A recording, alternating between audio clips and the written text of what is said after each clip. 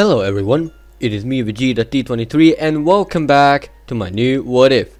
Today we're talking about what if Vegeta was born as a Super Saiyan 4. Before I start, I'd like to give a shout out to Mechanics and Vegeta for sending these two, even though the other one isn't me. Take notes, Mechanics.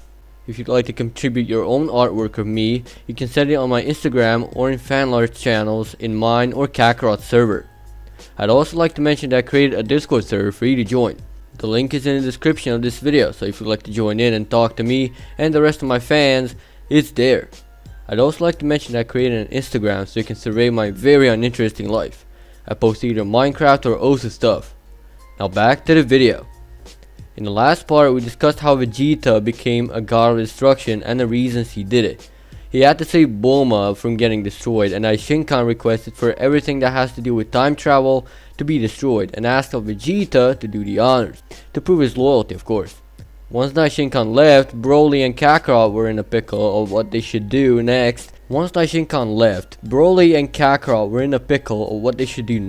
And Kakarot brings up a brilliant idea to create a multiversal tournament where all universes were participating, and Vegeta agrees. He then goes and asks Shinkan, and the tournament is set. Once Vegeta came back, he said that it's set up, and when Shinkan came and explained the rules, Kakarot figures it's not so brilliant idea after all. Regardless, they have to deal with it and come up with a team to at least try to win. With that, Kakarot, Broly, Bulma, Ashalot, Trunks, Gohan, Goten, Bardock, Fasha, and Piccolo get ready for the tournament. With the recap out of the way, let's continue the what if. Whis then comes to the lookout where everyone is, along with now not so god of destruction Beerus, who is seen rocking the Saiyan armor because during the ritual, Vegeta's and Beerus' outfits got swapped. Whis thinks for a brief second and suggests how instead of using a weak Namekian, since Beerus isn't a god anymore, he can join in. Beerus, being scared for his universe of course, after being told of the tournament, goes and takes Piccolo's place. But Piccolo isn't letting this spot go, saying that he needs his Super Dragon Balls and how nothing is gonna stop him in his tracks. Beerus knows the Hakai and slowly lifts his hand and threatens to destroy him.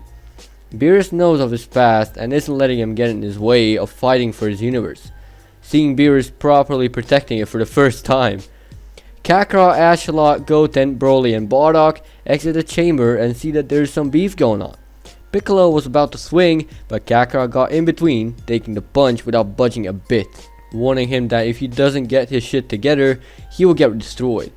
Getting scared for his life, he backs away.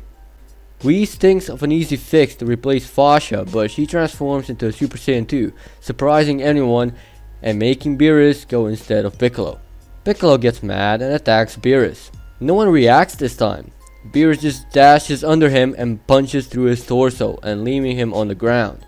Kami knows what's about to happen, and as he was about to spout out something, he collapsed.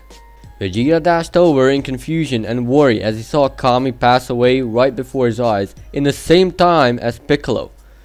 Kakarot said in complete lack of emotion that if he's a Namekian, that his death isn't as important because he's not an Earthling. But Vegeta reminds him that he created the Dragon Balls, and without him, those balls are just regular old stone. Kakarot then explains that there's a planet Namek, and all he needs to do is to instant transmission there and recruit another one. Vegeta does so and returns with Dende, a new guardian of Earth. With a few hours left to spare, they reanimate the Dragon Balls and amplify them the natural way, by giving them 3 wishes. Once they did that, they were transported to the Null Realm. Upon arrival, they sensed some rather strange life forms and wondered what's going on with them. All of a sudden, they noticed a very high power level coming from Universe 10. Seeing Jiren got them quite scared, but focused. Beerus suggested he takes on Jiren, being the most powerful. Kakarot also wants to fight him to see how strong he is of course. Shinkan announces the tournament and they begin. Vegeta is just disappointed he doesn't get to participate, and he really like to, but rules are rules and he has to obey. The group, even though they're advised by Whis and Shin not to split up, they split up regardless. Vegeta is actually happy they didn't stick together as bitches and cheers them on while other universes talk shit to him. Vegeta just says how Saiyans don't fight for others, they fight for themselves. And if they have a problem, they can freely suck his dick. And that shut everyone up. Daishinkan envies Vegeta's race, how they have so much pride in themselves, but that's for their own good. Kakarot takes on the Love Freaks from Universe 2. His father takes on the Trio of Danger. Goten and Ashla are in a group and are fighting Analaza, a fusion of Pepperoni and Koisareda from Universe 3, and the rest are on their own, fighting random participants with an exception of Gohan and Trunks being together, fucking around. Beerus gets the first couple of kills, and Daishinkan says how there's no surprise, being one of the strongest destroyers. Well, been at the very least. Kakarot also gets a few eliminations, and so does everyone. The fighter count has dropped from 80 to 35 in the first 10 minutes since this tournament started. Vegeta is just looking on his fellow Saiyans and admiring their fire techniques. Even Beerus has a few of his own. Beerus, once done with the weak ones, goes on to take Jiren. However, Toppo and Dispo are in the way and fighting off the lone X-Destroyer. Beerus just increases his power and with the flick of the wrist, brings them both to the ground and out the fighting arena while he's at it. Beerus berates and makes fun of Jiren at first, thinking he doesn't stand a chance. And the fight with Jiren against Beerus has begun, and to say the two went ballistic against each other is an understatement. The whole arena started shaking and turning into pieces. Minute 15, and Kakarot is still fighting, now transformed Ribrianne. He transforms into a Super Saiyan Blue and tears her ugly ass apart, eliminating her from the tournament. He then moves on to Universe 10 Remnants, and although they give him a hard time, they too soon fall. Beerus is doing good against Jiren. However, Jiren goes and powers up and starts overpowering Beerus. Beerus knows if he doesn't go further, he's history, so he uses full power, and that is his Destroyer state, and starts going at it with Jiren. Seeing Beerus is using it, Daishinkan looks at Zeno, who replies how it's so shiny, so he lets it stay.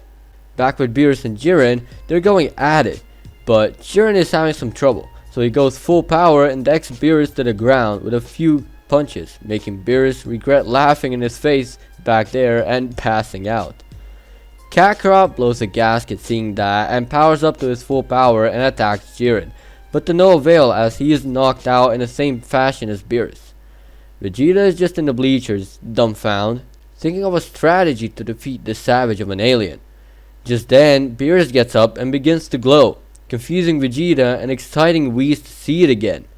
Beerus opens his eyes and unleashes his aura to see him transform into autonomous Ultra Instinct. He starts powering up, making Jiren sweat a little. Kakarot also explodes with a bright light, getting an omen himself. Jiren is now really scared and starts attacking Beerus, but Beerus is dodging it like nothing. He tries the same on Kakarot, and Kakarot also seems to dodge every blow that was thrown at him. Vegeta is amazed that someone other than the gods actually surpassed him and takes pride in a low-class Saiyan. Jiren is eliminated from the tournament and Universe 10 is through. With the rest also defeated, Universe 7 is victorious, and the winner is chosen to be Goten of all people, since he eliminated the greatest amount of them all, with Beerus being second. Goten is already making a wish for himself, that is to make him above Zeno due to his childish nature. Thinking through it, he realizes that they'll remain as the only universe, so he leaves the above Zeno thing for another time and decides to return all destroyed universes and people back, so he can actually rule over something. Daishinkan only said that the first wish would have been very bad, because if he wished for that, his universe would be destroyed too, making Goten's blood run cold and realizing that this was a real deal. Daishinkan then went and restored everything back to normal using the Super Dragon Balls. With everything back to as it used to be, they return home, waiting on the next foe to take them on.